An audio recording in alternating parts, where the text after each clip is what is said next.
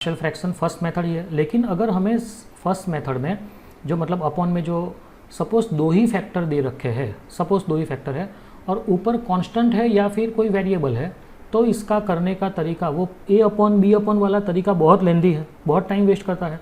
तो सिंपल तरीका ये है आपको करने का, ये शॉर्ट ट्रिक है, लेकिन कंडीशन क्या है ये शॉर्ट ट्रिक की कि अपॉन में दो ही ब्रैकेट होने चाहिए, ठीक है, एक्स वाले, और ऊपर इधर कांस्टेंट होना चाहिए या फिर वेरिएबल होना चाहिए, ठीक है। अब देखो ये 7 तो बाहर निकल दूंगा, मतलब वो 1 ही हो जाएगा, ठीक है। अब नीचे आपको क्या करना है, तो नीचे तो 2x + 3 5x + 2 as it is लिख देना है, ठीक है। अब ऊपर आपको क्या करना है, वही मेन है कि ऊपर क्या करना है, तो ऊपर आपको वही दोनों 2x + 3 एंड 5x + 2 लिखने हैं, वही लिखने हैं, लेकिन अब ऊपर ये सोचना है कि भाई मुझे कांस्टेंट चाहिए, मतलब कि मुझे ये दोनों में से वेरिएबल को निकालना है। तो ये दोनों में से वेरिएबल को निकालना है, तो ये 2 and 5 का LCM 10 होगा, तो इसको मैं 5 से मल्टीप्लाई कर देता हूँ, इसको 2 से मल्टीप्लाई कर देता हूँ और बीच में माइनस कर देता हूँ। तो अगर मैं इसका एक्सपांसन करूँगा तो ये 10x होगा, ये -10x, ये कैंसिल होंगे, तो ये 5 3 = 15 - 4 मतलब 15 - 4 मतलब वो 11 देगा। अब यहाँ का पूरा आंसर 11 है, तो वो 11 को निकालने के लिए मुझे अपॉन में 11 लिखना पड़ेगा, तो इज इक्वल टू 7/11। अब देखो यहाँ पे इंटीग्रल में 5 × 2x + 3 के अपॉन में ये दो लूँगा, तो 2x + 3 2x + निकल जाएगा, तो 5/5x + 2 dx रहेगा यहाँ पे, ठीक है। सिमिलरली यहाँ पे भी माइनस करके इंटीग्रल में ये 2 × 5x + 2 के अपॉन में ये दो लूँगा, तो ये 5x + 2 निकल जाएगा, तो 2/2x + 3 रहेगा और साथ में आएगा dx, ठीक है। तो मेरा आंसर क्या आएगा, तो 7/11 और यहाँ पे दे रहा है मुझे लॉग, देखो इसका डेरिवेशन ऊपर है, तो लॉग मॉड्यूलस 5x + 2, क्योंकि मॉड्यूलस ये 5x + 2 का डेरिवेशन होता है 5, वो ऊपर है, 2x + 3 का डेरिवेशन 2 होता है, तो वो भी ऊपर है, तो लॉग मॉड्यूलस 2x + 3 f'(x/fx) वाला रूल हुआ, ठीक है, +c। तो मेरा i का आंसर दे रहा है i = 7/11 log modulus 5x + 2 whole upon 2x + 3 और +c। तो ये मेरा आंसर हुआ। देखो ये सम बहुत जल्दी ख़त्म हो गया, ये 4 स्टेप में ही ख़त्म हो गया। पहला स्टेप तो नहीं गिन सकते क्योंकि वो तो क्वेश्चन था, तो 4 स्टेप में ख़त्म हो गया।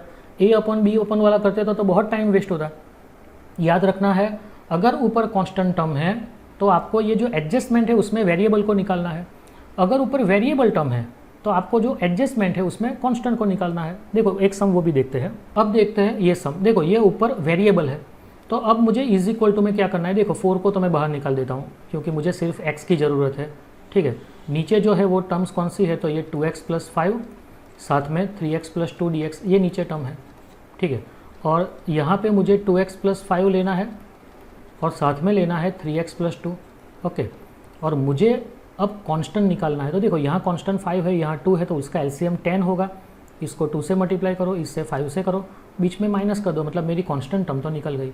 अब वेरिएबल कौन सा रहा, तो 2 2 = 4 -15 मतलब 11, लेकिन -11 रहा, तो मुझे -11 से डिवाइड करना है, -11 से डिवाइड करना है, ठीक है। तो वो मेरा हो गया, यहाँ पे एक्चुअली -11 है, इसका सिंप्लीफाई, और ये -11 निकल गया, ठीक है। और एक्चुअली ये सिंप्लीफाई क्या है, तो -11x है, तो x तो चाहिए मुझे, वो तो है, और ये 4 है, तो इज इक्वल टू -4/11। अब देखो सेपरेट कर रहा हूँ, ये 2x + 5 के, ये 2 × 2x + 5 के अपन में ये दोनों लूँगा, तो 2x + 5 2x + 5 निकल जाएगा, तो 2/3x + 2 dx आएगा, ठीक है। और ये वापस ये इसको पूरे को ब्रैकेट में ले लेता हूँ, और ये जो है वो -5 3x + 2 है, ठीक है।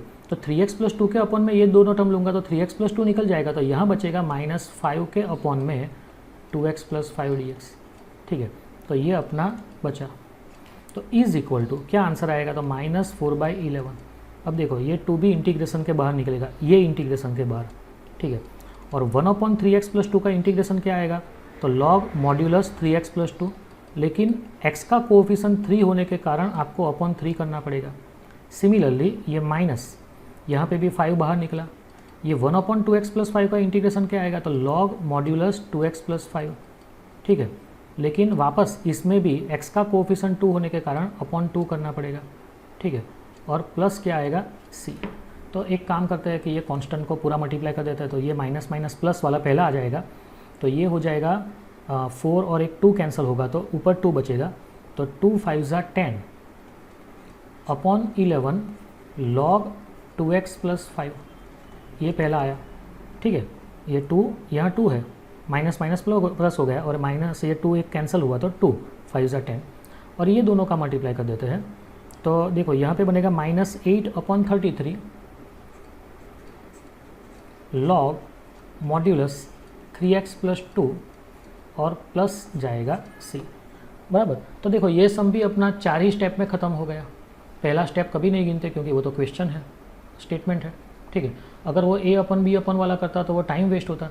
तो मतलब आपको याद रखना है कि अपन में जो अगर 2 ही टर्म है, 2 ही ब्रैकेट है और ऊपर कांस्टेंट है तो मतलब वही 2 ब्रैकेट को यूज़ करके आप वेरिएबल को निकालो, और अगर ऊपर वेरिएबल है तो वही 2 ब्रैकेट को यूज़ करके आप कांस्टेंट को निकालो और सम करो, वो इजी रहेगा।